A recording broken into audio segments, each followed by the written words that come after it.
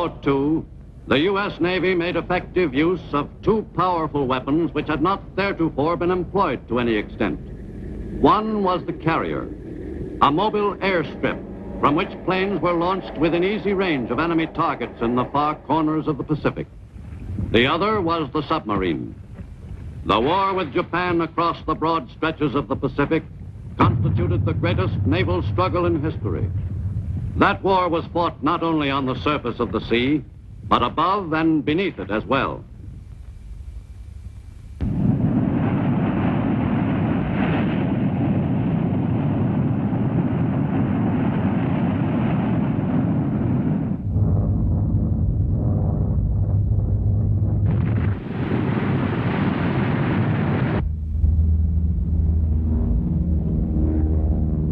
Advanced techniques for waging war called for improved facilities for treating the men injured in this new kind of warfare. The employment of the machines of modern war necessitated not only a drastic change in the strategy of warfare, but required streamlined methods for saving the lives of the fighting men who fell victim to this high-speed 20th century type of battle. In a large percentage of cases, the saving of these lives depended directly on quick treatment of the wounds. In the U.S. Navy, ships waging war against the enemy anywhere in the Pacific had to be prepared to deal efficiently with the most difficult cases. The maintenance of these shipboard hospitals in constant readiness for any emergency was one small function of the Navy's complex supply system. During World War II in the Pacific, the U.S. Navy was confronted with a supply problem unprecedented in history. To provide desperately needed materiel to its ships at sea and to bases all over the broad Pacific, the Navy went into the exporting business on a large scale. At U.S. ports, the equipment and supplies bound for American fighting men in the Pacific Asiatic theater were prepared for shipment.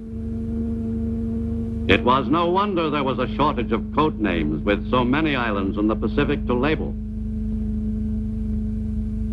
A most vital consideration in fighting a war across the Pacific was, of course, the maintenance of U.S. fleets in top condition, equipped with every facility necessary to the conduct of a successful amphibious drive westward to Japan. In World War II, the U.S. Navy grew to proportions never dreamed of by even the most optimistic old-line admiral. But the Navy was concerned not only with war at sea. Its supply service stored and transported the machines of war needed in the countless land campaigns against the enemy in the Pacific.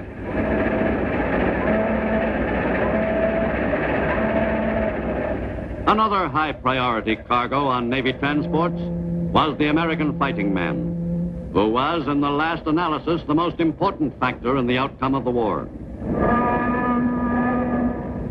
The job of keeping all the Navy's warships all across the Pacific in fighting shape was in itself a demanding operation. The ability of a naval task force to wage war for an extended period was directly related to the speed and efficiency of the Navy's supply service. The great cruising range of the U.S. fleets in the Pacific was made possible only by means of regular rendezvous between the warships and supply vessels, which delivered everything from aspirin to ammunition. In enemy waters particularly, nothing which might act as a marker for an enemy ship or plane could be simply thrown overboard. Of all the items transported to the fighting men from the U.S., mail ranked close to the top of the list of most important cargo. The arrival of a fresh batch of mail always had a tonic effect on the men. The armed services soon came to realize there was nothing that could lift a man's morale so quickly as a letter from home. Dodie, Gramalia, Paris, Hope, Jay. But even the Navy's fleet post office couldn't come through 100% every time. Sometimes, luckily not very often, a valuable shipment of supplies would fail to reach its destination, due either to accident or enemy action.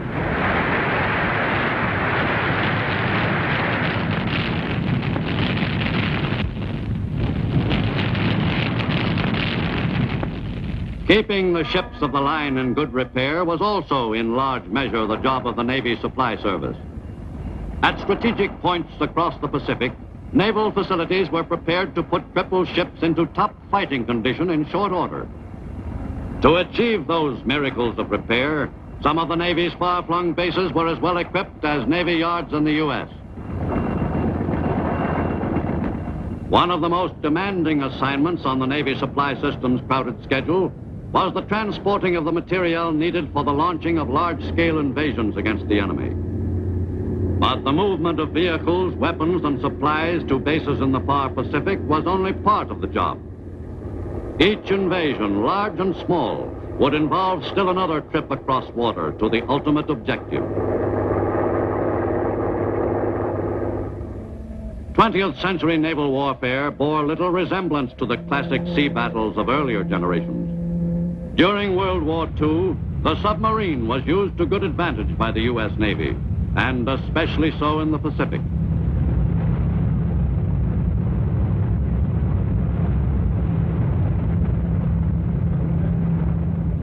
The departure of a sub on a dangerous mission was always a dramatic moment for everyone involved. It might be several months before she'd make home port again, if she was lucky. Throughout the war in the Pacific, the submarines of the U.S. Navy were manned by volunteers only. The inside of a sub was no place for a man with claustrophobia. Each sub was a living, breathing being to the men and the crew, who were fiercely proud of their vessel. A lot of people used to ask me why I volunteered for the submarine service. They couldn't understand anyone wanting to spend months at a time cooped up, with little chance for escape if anything happened.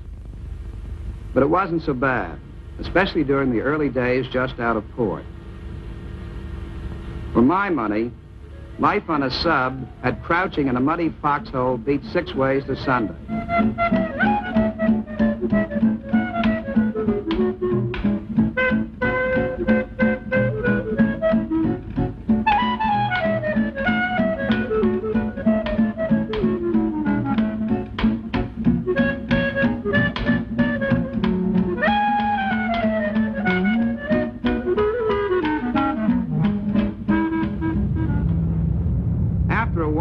There was some point in taking a look around every now and then. You never knew when you might come across something interesting.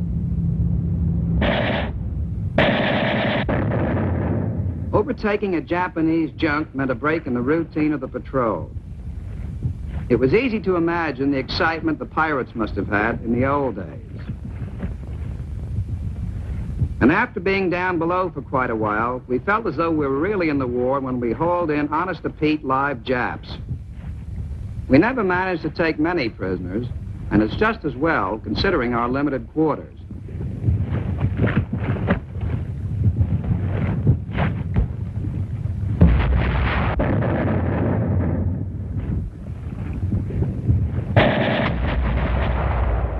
Our prize was quickly disposed of.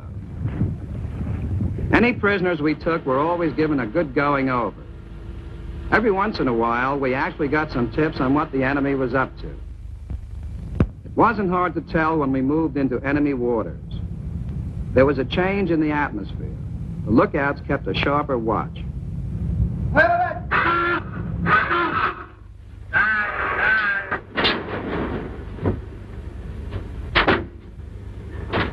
Off the good, sir. Sighting our first enemy ship was one of the most exciting moments of the patrol. The lives of the crew depended on how fast the sub got underwater. Moving in on the enemy was a slow, careful business, but we all had the routine down cold. The ideal position was about 1,000 yards from the target, if it was possible to get that close without being detected.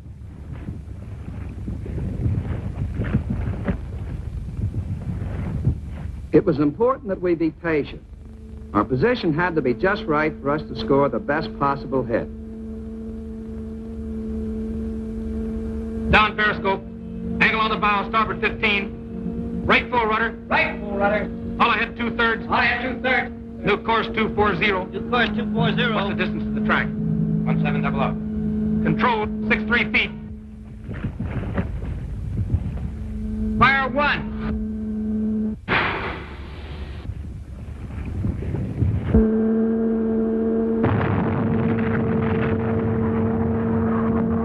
Fire two.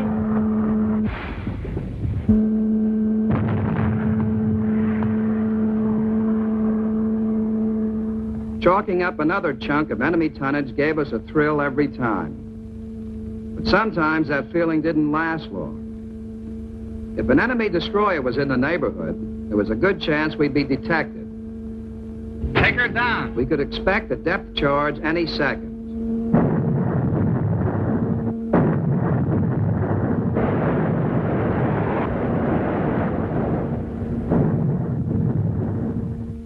We could be sure there'd be more ash cans dropped on us if we didn't shake him right away. Needless to say, we didn't waste any time doing just that. On most patrols, we stayed in enemy waters for several weeks before heading back to our base. Sometimes weeks went by without meeting a thing, but every minute we were out, we had to be ready to act quick, the second we spotted the enemy. For American sub-crews, several months in enemy waters was the longest stretch without a break. Like the Navy's planes and ships, the boats proudly displayed their record against the enemy. During World War II in the Pacific, submarines were sometimes used to transport Army or Marine raiders on quick strikes against enemy-held islands. Whatever the assignment, the submariners could be counted on to do the job well. On Oahu at the Royal Hawaiian Hotel, the men of the submarine service had every opportunity to take their minds off the war.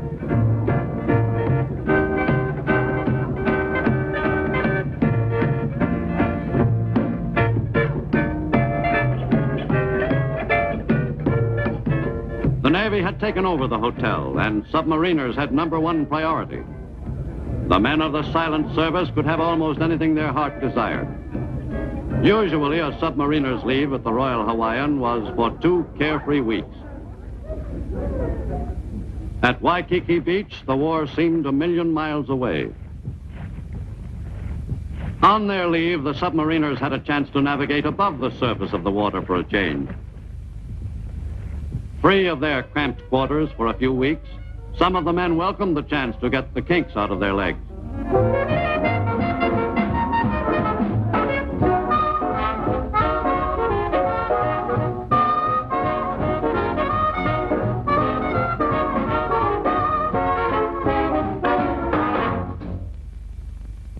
The U.S. Navy's victories during World War II in the Pacific were due in large measure to the outstanding performance of her carriers. And that performance was possible only through a high degree of teamwork on the part of each of the men and the crews of those fighting ships. The job of loading the planes with the missiles which would soon be deposited on the enemy was quickly accomplished. The men who armed the planes felt just as much a part of the strike against the enemy as the pilots themselves.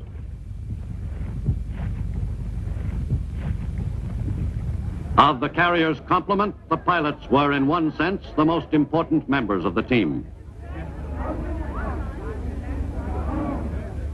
Before a mission, everything possible was done to help them to relax.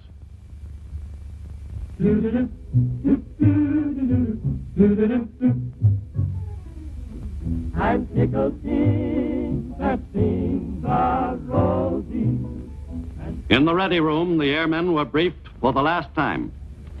Any new bits of intelligence about enemy activities on the target island were included.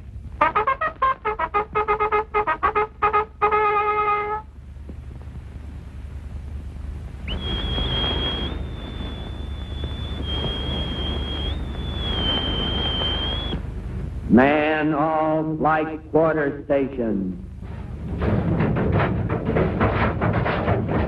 As the time for the strike drew near, the crew went into action. Some stood by, prepared to cope with a sudden fire. Others readied the planes for the launching. Talker, tell the pilots to man the plane. Aye, aye, sir. Ready room from flight control. Pilots, man your plane. While the flat top turned into the wind, the pilots prepared for the takeoff. For some of the new pilots, this was it. With everyone on the mark, the strike was officially begun. Stand by to start engine. Stand clear of propellers. Start engine. Each man on the ship had a specific assignment. No matter how small, each job had to be performed without a hitch, or the entire operation would be upset. Finally, with its wings unfolded and locked into place, the lead plane was all set to go.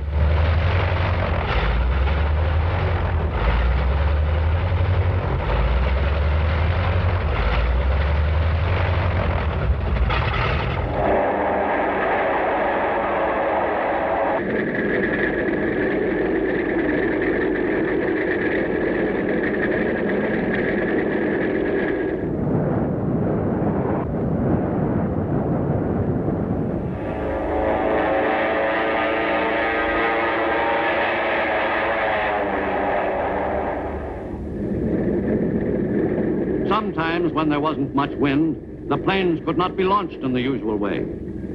But there was no need to postpone the strike. In that kind of weather, a catapult was used to push the planes into the air.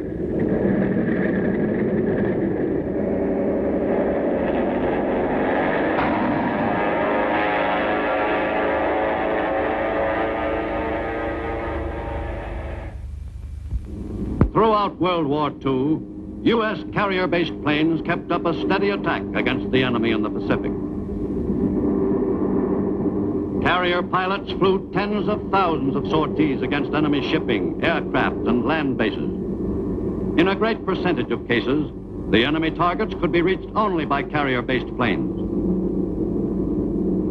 Returning from a strike, the airmen flew the most direct course back to that welcome speck on the sea. Taking the planes back aboard was an even more exacting operation than the launching. Once a pilot was given a come ahead, he didn't waste any time getting himself and his plane back onto the flight deck.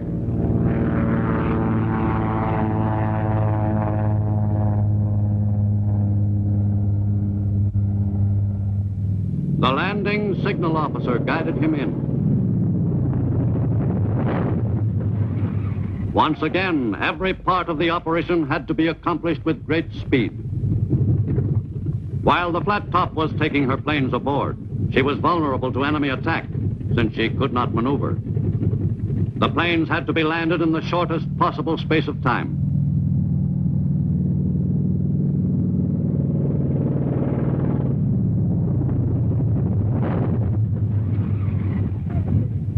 Once a plane was safely aboard, the deck was prepared for the next arrival in a matter of seconds. The returning aircraft were quickly moved to their assigned positions on the flight deck. On a carrier in action, deck space was at a premium. Every available square foot was utilized.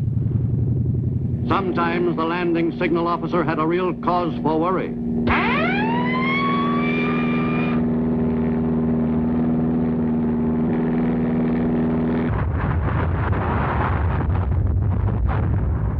The firefighters and other crewmen moved fast.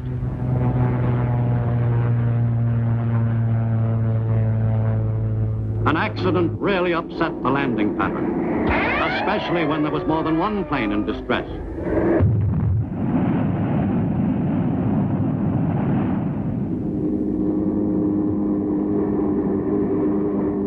Sometimes a pilot in trouble wouldn't even try to make the ship.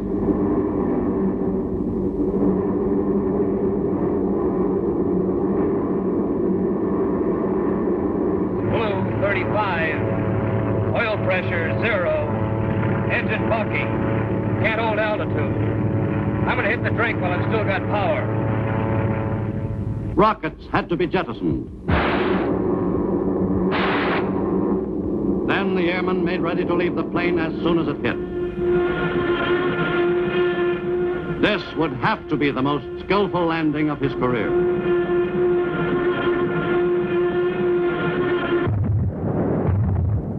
The downed pilot was in luck. Once out of the plane, the pilot had a rubber life raft handy to make his stay in the water a good deal safer and more comfortable.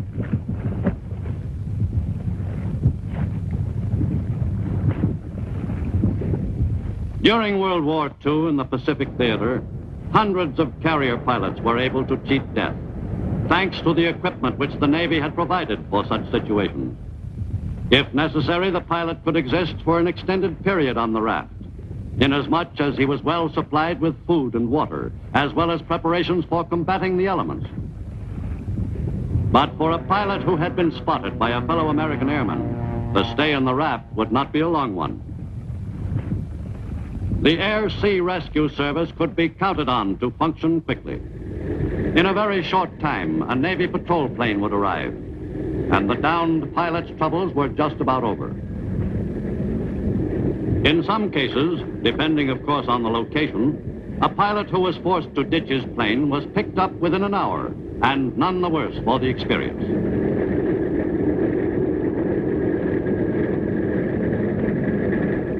In no time at all, he would be back at a base, ready to become part of another Flat Top's complement of flyers.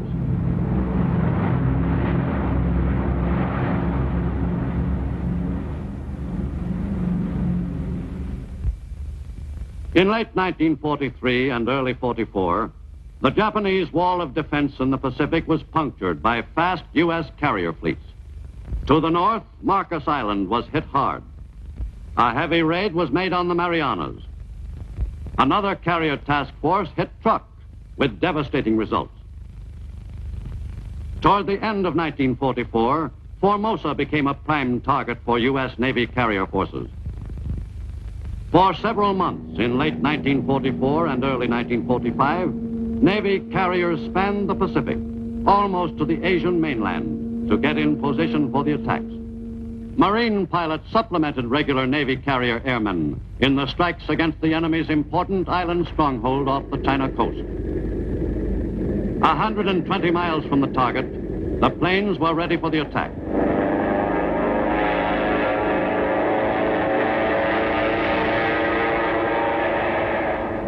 The crewmen functioned almost automatically, so familiar was the pattern of the takeoff operation.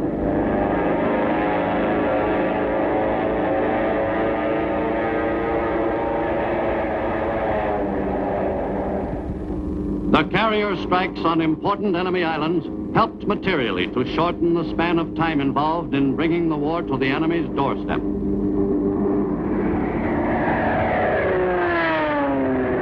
The Japanese on Formosa fought back stubbornly.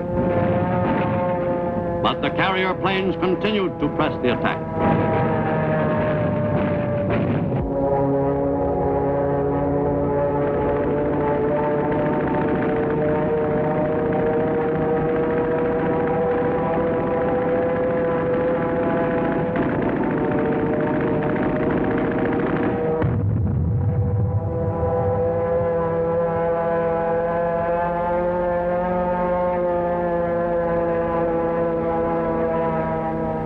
It is impossible to assess exactly the amount of damage done to the enemy by carrier-based aircraft during World War II. But it has been proved beyond any doubt that the Flat Top was one of the Navy's most potent weapons in the Pacific. Early in 1944, the Marshall Islands were the principal objective for U.S. amphibious forces in the Central Pacific. On January 31st, they invaded Kwajalein. Freedom and justice forward swift, we let us be marching on. But freedom, constant Christ is eternal vigilance. Go forward and of courage in the freedom fight. Let every tyrant feel your heart.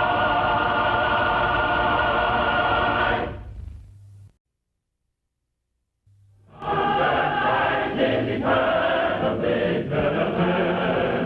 Go forward and of courage in the freedom fight. Let justice reign, let freedom song fill every heart with joy. In early 1942, with the Japanese in control of all the Philippines, The U.S. position in the Pacific was bleak indeed. With the fall of Corregidor in May, the Japanese greatly increased the area of their domination. Below the equator, the enemy began making landings on the northern coast of strategic New Guinea as early as March 1942. For the U.S., the job ahead was an enormous one. In Australia, American troops arrived in larger numbers as mid-1942 drew near to prepare for the moment when the offensive against the enemy could be seized.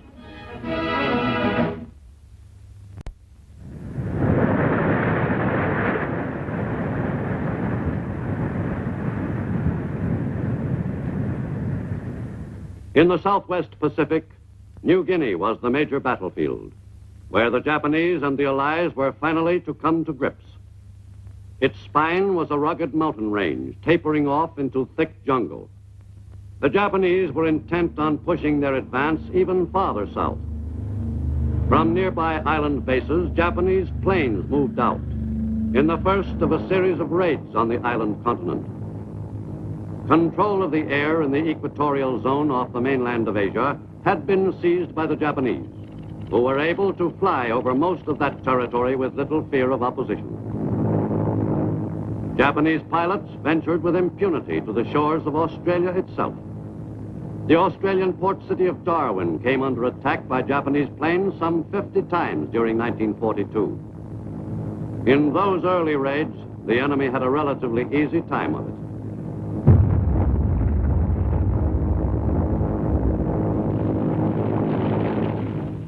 In late August 1942, Milne Bay at the tip of New Guinea became the newest Japanese invasion target.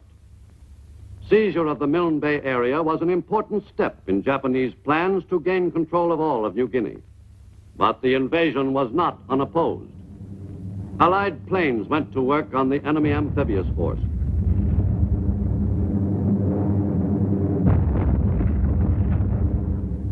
The Milne Bay area was not to be the enemy's for the taking. The Japanese invasion troops gained a slim foothold, but were hit hard by U.S. bombers.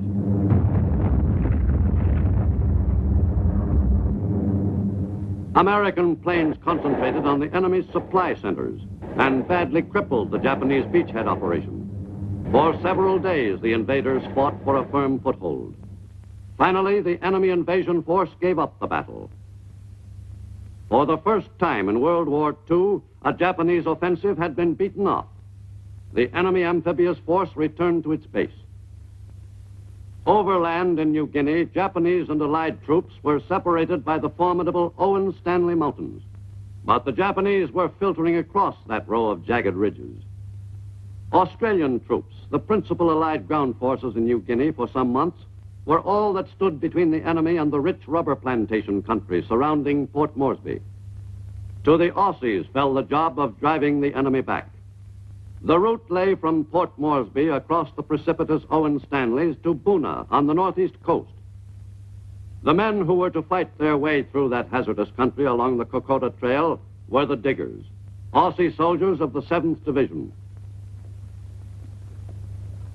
For 8 grueling weeks, beginning in late September 1942, the 7th Division Aussies drove doggedly across the mountains under conditions which would have stopped many a fighting force. But the Aussies never let down. In spite of the trying conditions, the morale of the fighting men was good, right down to the privates and lance corporals. Pushing along the Kokoda Trail took some doing. The country was tough, and we even got used to crossing swamps. If we had had the ruddy Japs in the open, we could have mopped them up quicker than you could have said Jack Robinson. But it wasn't that easy in New Guinea. Most of our blokes were in good condition, but fair dinkum, the jungle took it out of a man.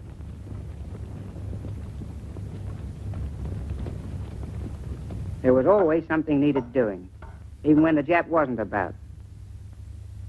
Now and then we stopped for a bit of tucker and a quick look at a snapshot of that Sheila in Sydney. And we couldn't let ourselves go to the pack, even though we weren't in very civilized country. But the stops were short. There was always time to push on again, through the jungle and on up the trail. Every time a twig snapped in front of us or behind us, chances were it'd be a Jap. and most of the time the twigs didn't snap. The Japs knew this kind of country like a book. When we did find them, we'd give them a good doing over.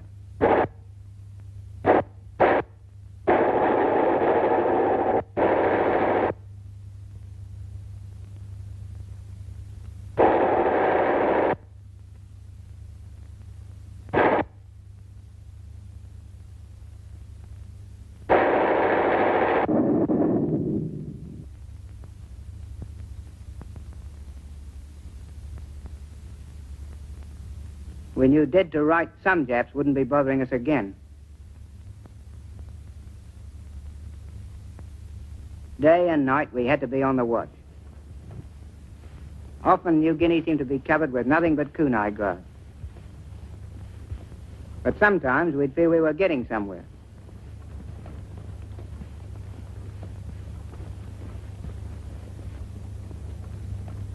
We knew there were Japs ahead, and we had an idea there might be some back of us.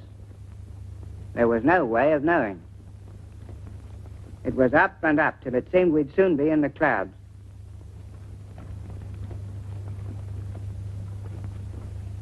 If there were any mountains higher than the Owen Stanleys, we didn't want to hear about them.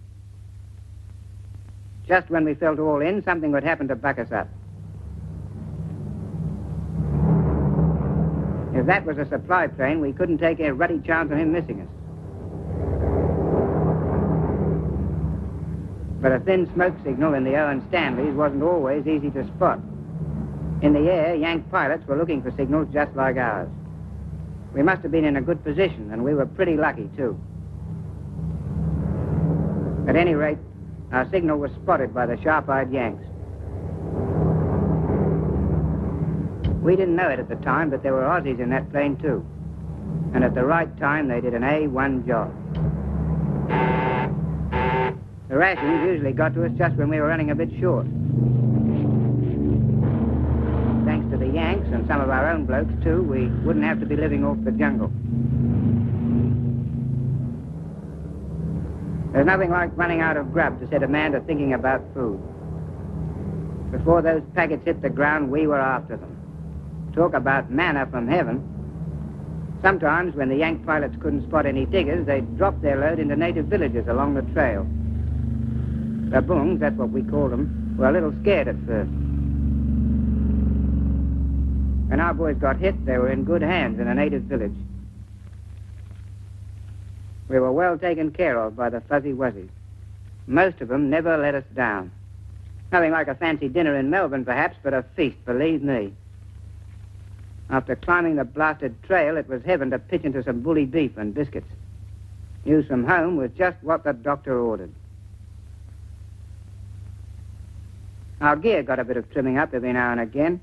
Then we'd shove off again, up the sides of the Razorbacks. The top seemed thousands of miles away. Our cobbers, the bungs, gave us a hand as we got near the ridge. They were as sure-footed as mountain goats and much handier to have around. Up near the top, we had to be especially lively about keeping an eye open for the enemy. We were about due for another scrap. We smelled trouble, so we thought it might be a good plan to have a look-see. And it turned out to be a good idea. Some Japs' numbers were coming up.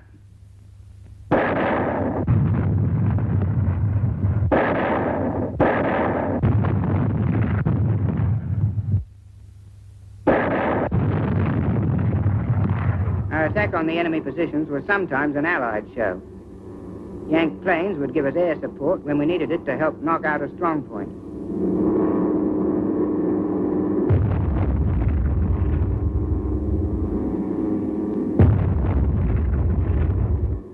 The Yanks poured it on.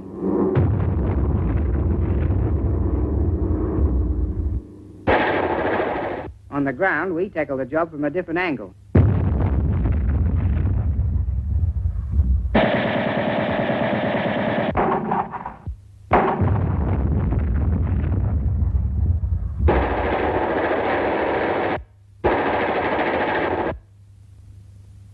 The job was done, but we didn't come through unhurt. Moving our wounded back in that going wasn't easy. We were doubly glad to have the bungs with us when any of our boys had to be taken out. The men got the most careful handling possible in that country. These wild New Guinea natives were about as gentle when they were carrying our boys as anyone I'd ever seen. Somehow, our New Guinea helpers always managed to get the wounded men back to safety, no matter how tough that job was. At the nearest native village, our casualties would be taken care of tout sweet. Everybody in the village turned out to do what they could, including all the Aussies who happened to be hanging around. From then on, the wounded were in the hands of the doc, who pulled the boys through most times.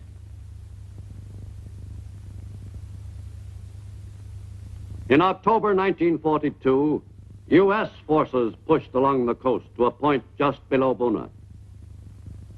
A Lilliput Navy, made up of pre-war island coastal ships, snaked through the treacherous reefs. The GIs made the rest of the trip in outriggers. The New Guinea natives were most cooperative. The GIs of the 32nd Division made a novel kind of landing and prepared to drive overland to link up with the Aussies and lay siege to Buna. The necessary supplies which would be needed on that drive were expertly unloaded. The campaign to take Buna was an expensive one for the Allies. Unfortunately, the necessary U.S. strength in ground forces was lacking in northeastern New Guinea during November 1942.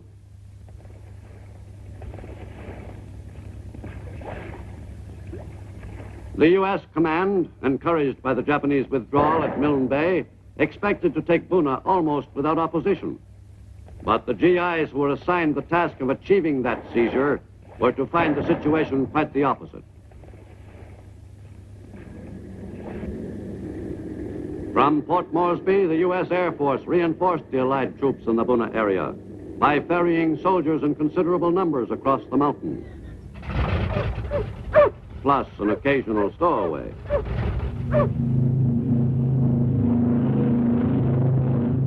This was the way to cross the Owen Stanley Peaks.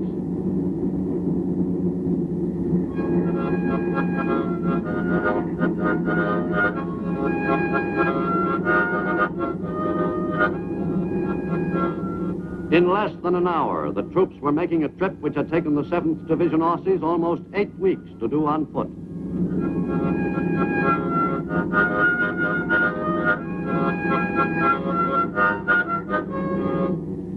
Some 15,000 troops were transported from Port Moresby over the Owen Stanleys to the battle area behind Buna.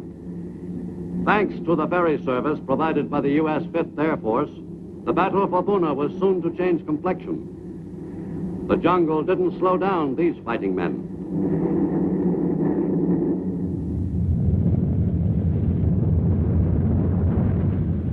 At the strips behind Buna, the men and materiel so vital to the Allied effort were unloaded without delay.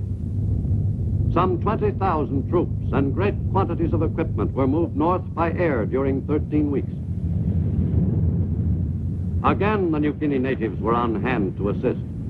The Buna campaign was now progressing into a larger-scale Allied offensive. On November 20th, Aussies and GIs joined forces and pressed the attack with renewed spirit.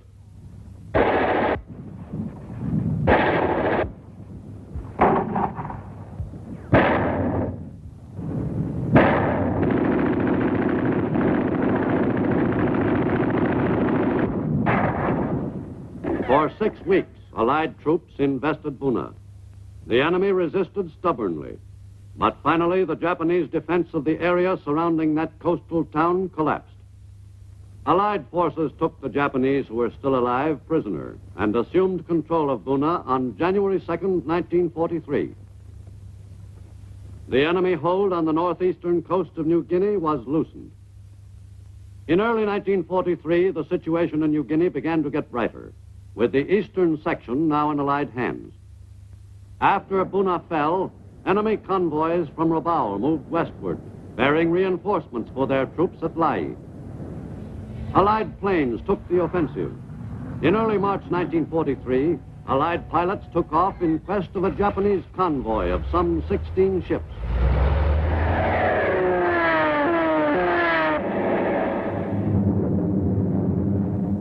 North of Cape Gloucester, New Britain, the pilots spotted their prey. This was the occasion all the Aussie and American pilots in the air over the Bismarck Sea had been praying for.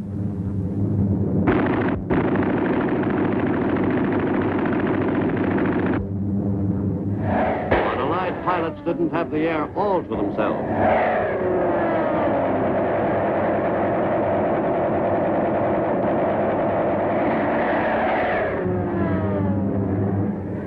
For 3 days, Allied planes attacked their targets.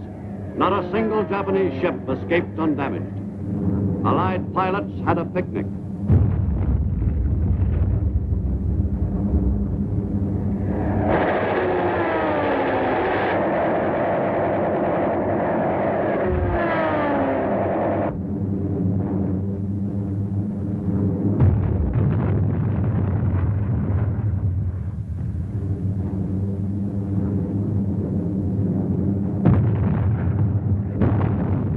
In the Battle of the Bismarck Sea, U.S. and Australian planes sank 12 enemy ships and effectively put an end to this determined Japanese attempt to strengthen their New Guinea ground forces. In September, Allied amphibious forces moved up the back of New Guinea in an assault on the area surrounding Lae. In another leapfrog operation, typical of the Allied campaign on New Guinea, Aussies of the 9th Division invaded Lae to implement the drive overland of U.S. and Australian troops moving west from Buna. The value of fresh amphibious assaults in an extended campaign on a large island was readily apparent by the time Lae was invaded. Progress was far greater than it would have been if the ground forces had pushed overland through thick jungle against heavy troop concentrations. On the lengthy New Guinea coastline, landings could often be made at points where the enemy was not prepared to resist. Near Lae, the 9th Division Aussies encountered no opposition in the original landing. Once ashore, they drove inland against scattered resistance.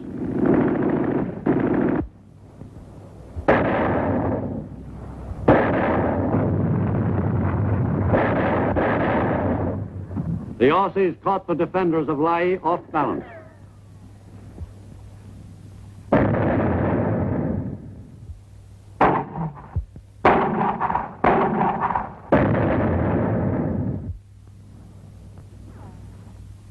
On September 5th, the eastern claw of the Australian pincer thrust at Lae moved quickly forward.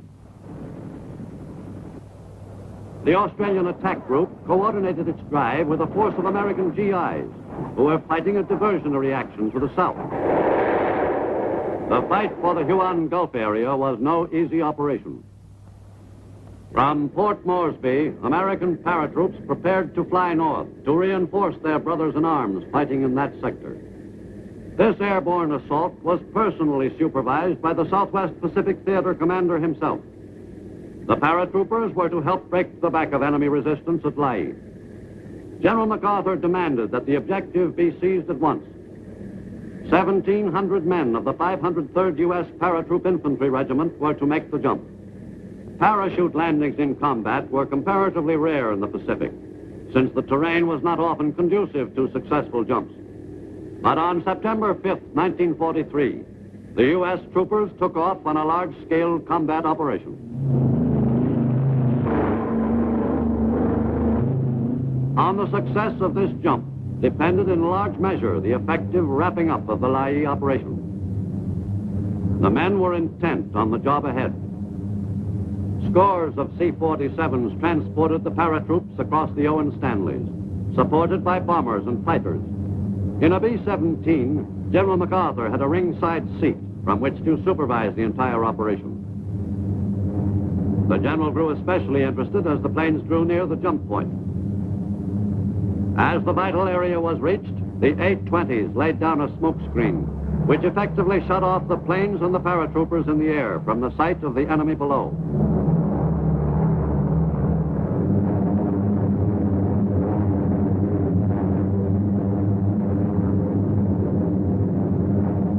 The men prepared for their first combat jump.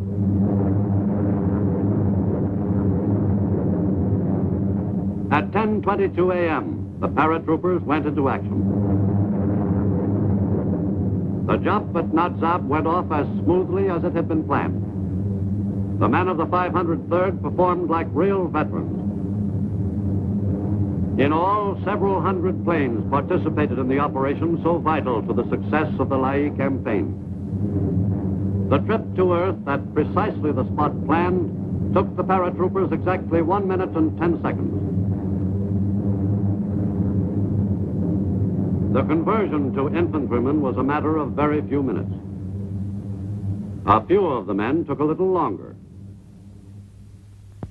The Natzab jump greatly improved the Allied position. Salamao fell to the Allies 6 days later, and a few days after that, Lae itself was an Allied possession. The enemy had been pretty well cleaned out of the entire area.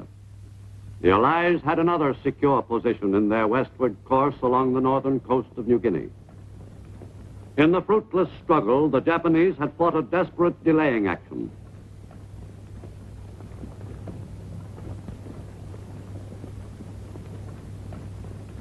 The Aussies entered Lae itself on September 16th. The enemy had completely evacuated the battered coastal town.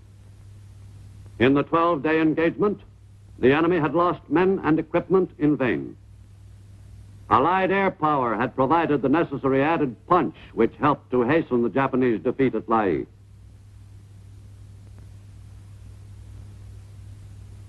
The ground gained on New Guinea by virtue of the victory at Lae was considerable.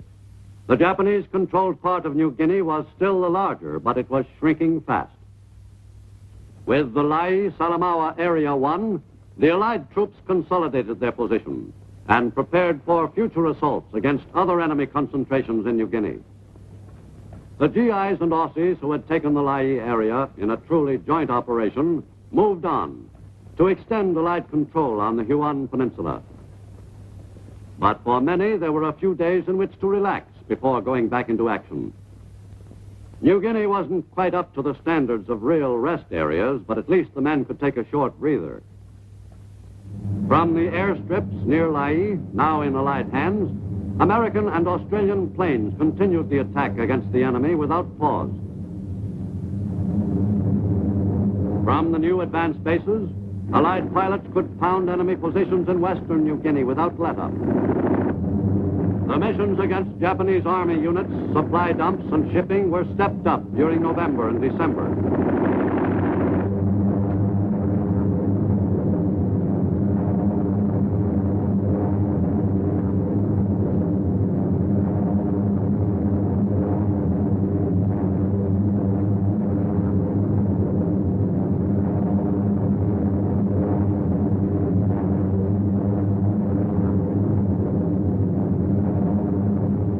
By the end of 1943, the enemy in New Guinea was finally completely on the defensive.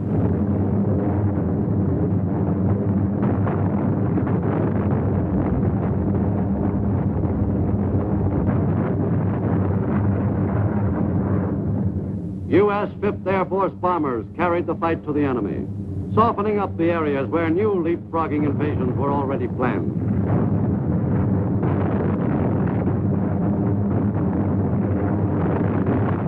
To the eastward, the Japanese-held island of Bougainville was about to occupy the attention of American Marines. On November 1st, 1943, they invaded that island in force. For freedom and justice, forward live, we let us be high.